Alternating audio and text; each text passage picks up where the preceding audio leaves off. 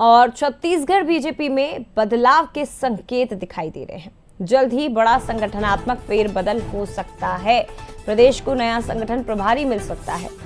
राष्ट्रीय टीम में बड़ी जिम्मेदारी मिल सकती है। बड़े नेता जिन्हें महामंत्री बनाने की चर्चा है। सुर्खियों में है सरोज पांडे और लता उसेंडी के नाम। तो इन्हें बताया जा रहा है कि क्योंकि नितिन नवीन अभी भी प्रदेश के प्रभारी हैं और वो क्योंकि राष्ट्रीय अध्यक्ष भी बन चुके हैं, तो ऐसे में उस टीम में भी बड़ा किया जाएगा। उस टीम में भी बड़े नेताओं को जगह मिल सकती है। राष्ट्रीय टीम में जिम्मेदारी मिल सकती है और साथ ही छत्तीसगढ़ में भी नए प्रभारी की नियुक्ति जल्दी हो सकती है। तो संगठनात्मक तौर पर एक बड़ा बदलाव जल्द ही बीजेपी में छत्तीसगढ़ में दिखाई दे सकता है। बड़ी खबर है इस वक्त।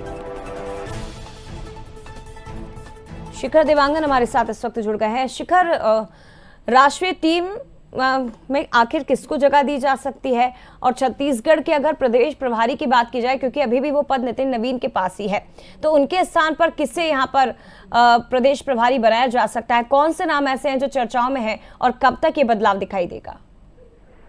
देखिए, छत्तीसगढ़ से प्रदेश प्रभारी के रूप में नितिन नवीन काम कर रहे थे और नितिन नवीन के राष्ट्रीय अध्यक्ष बनने के बाद छत्तीसगढ़ के प्रदेश प्रभारी के रूप में अभी भी वो मौजूद है। लेकिन राष्ट्रीय अध्यक्ष बनने के बाद पूरे देश की उनके पास जिम्मेदारी है और ऐसे में नए प्रदेश अध्यक्ष के नए प्रदेश प्रभारी की तलाश जो है वो की जा रही है।